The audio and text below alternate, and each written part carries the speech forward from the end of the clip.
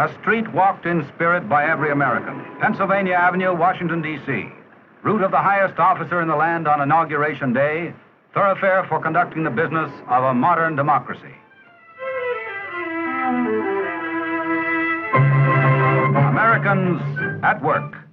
More than 2 million workers in more different kinds of jobs than there are in any other business, conducting the biggest business in the United States, that of your federal government. Workers in 500 different occupations in 80 agencies, the smallest, the Commission of Fine Arts with 3 employees, the largest, the Department of Defense with over 1 million, make the American citizen the largest employer in the world. The popular concept is that government workers are concentrated in Washington. But for every civil servant in the nation's capital, 10 work elsewhere. In regional laboratories, they test projects that will remake the geography of the country.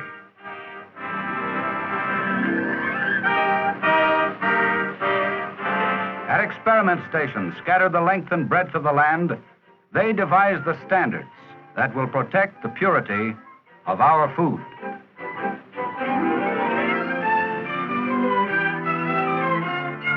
In cities, in towns, in rural areas, and lonely outposts, they gather information for making predictions on our favorite subject, the weather. At testing bureaus in key spots, an infinite variety of objects must pass rigid examinations for the protection of the public. Government workers are everywhere that there is a need for information and service to the American citizen. Many of them have never even been to Washington. Employees of your civil service work for you next door and all over the world, and soon will be in outer space. From the Treasury building go forth the forms that make us most conscious of government. Federal income tax returns. As in all government agencies, an extensive information service is maintained to aid the citizen.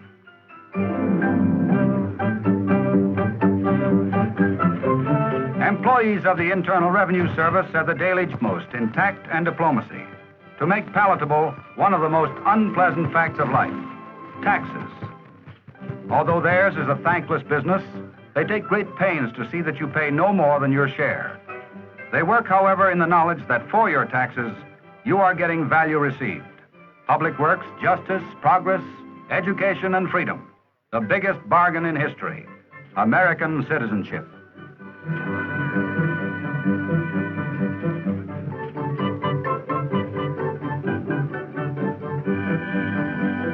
But collecting taxes is just one of 1,000 tasks performed by government workers. The same department, the Treasury, that must raise the money to provide us with public services beyond the ability of private individuals to supply, also prints our paper money.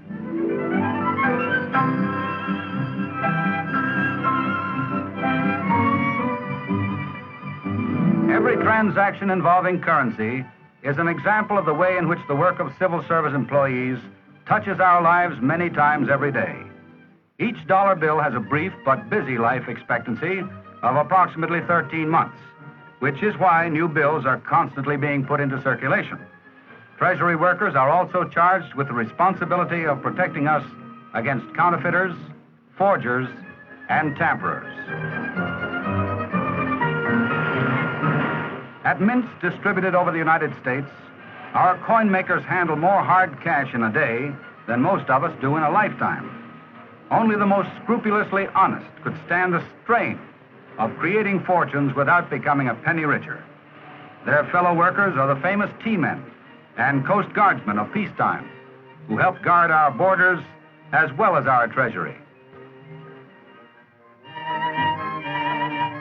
Study carefully a bill or stamp of any denomination to see the results of one of the smallest but most valuable professions in the country, siderography or steel engraving. This knowledge could be dangerous if applied outside the Bureau of Engraving. These are the bits of paper that will take a letter or a parcel anywhere for a few cents. The same care goes into the engraving of the picture on a postage stamp as goes into the design of paper currency. Flaws and defects may make certain stamps more valuable to the philatelist, but the Bureau of Engraving doesn't want them to circulate through the post offices. The inspector detects imperfections with the naked eye as the large sheets whiz by.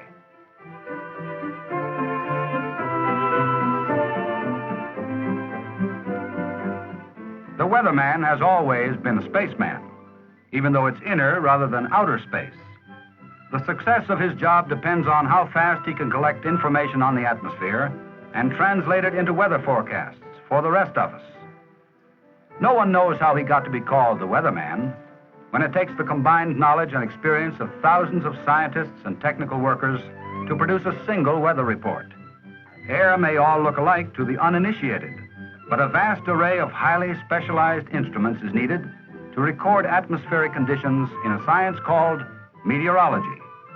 There is even a special weather that occurs in a layer around the Earth just a few inches off the ground.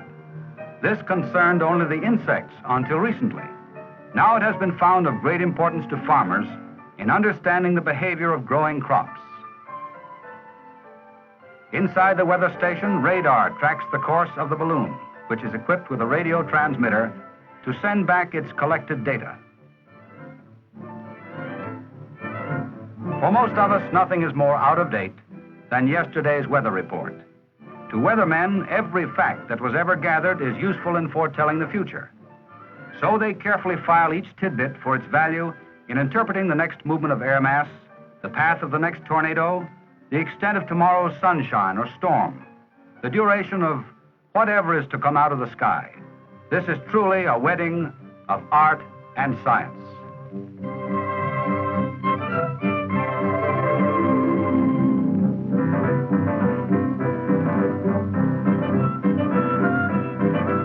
In a nation of inventors and originators, there must be special protection for its creative people.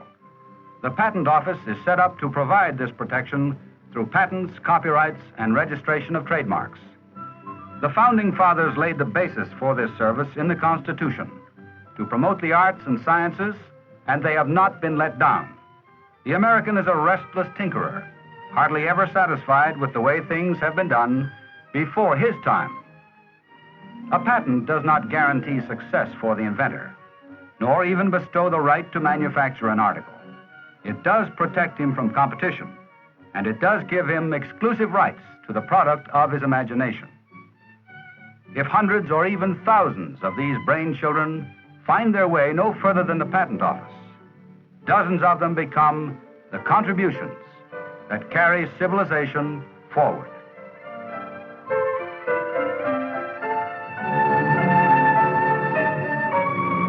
A little known but extremely important duty of government workers is the regulation of weights and measures. Everyday living would be in a state of chaos if we did not have reliable units of weight and measurement. A standard kilogram, which can be translated into pounds and ounces, is kept in a vault at the Bureau of Standards. It is this that makes it possible for the scales in your neighborhood stores to bear the legend, honest weight.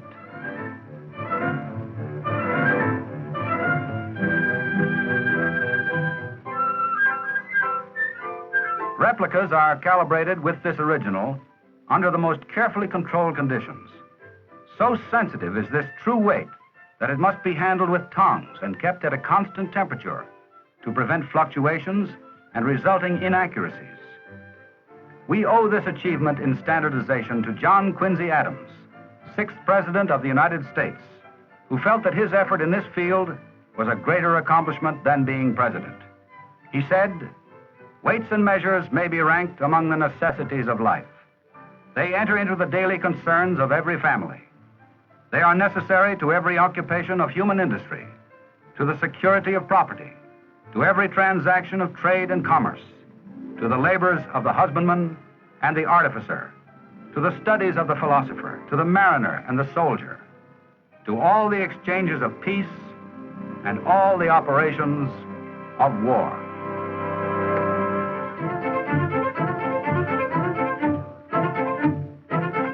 We would probably not know our own strength in numbers if it were not for the work of the Census Bureau. The Department of Commerce has set up a dramatic scoreboard of how our population stands up to this minute. The calculations of scores of statisticians are behind the lights that flash to indicate that someone is born, dies, enters, or leaves the country to stay.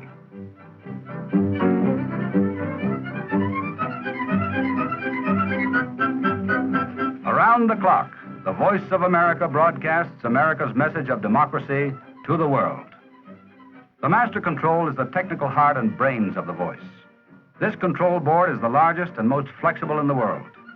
It is designed to make possible the selection of programs from 100 different sources and to handle 26 separate transmissions at one time. There are direct lines to the White House, the State Department, the Capitol, the National Press Club, National Airport, and Constitution Hall in Washington.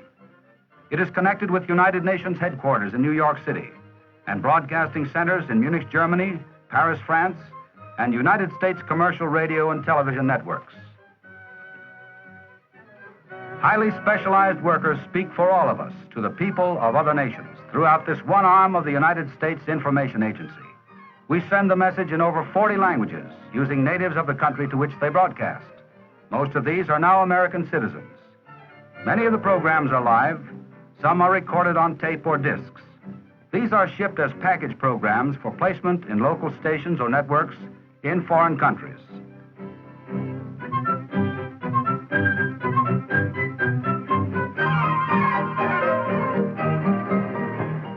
The Pentagon, symbol of big government made necessary in a complex world. Half of all civil service employees work in national defense. Work here and in thousands of field offices is typical of government office jobs. But in the routine of typing and filing may start the ripples that eddy out to become world-shaking events. The big names, the statesmen and politicians must be backed up by numberless typists, stenographers, clerks, and messengers who document unfolding history in the minutest detail from moment to moment. Paperwork reflects the demands of our citizens for service from their government. A small but specially trained group of workers is responsible for the vital records that affect the lives of every American. The National Archives may contain documents of the life of the humblest citizen, as well as mementos of our greatest figures. Actions and accounts are on file here that would stretch miles into the past, a past that at any moment is likely to turn into the future. In these files may be the proof that will identify a missing person or that will establish a fact of American history that may be under dispute. A street walked in spirit by every American, a street symbolizing the public service of 2 million workers.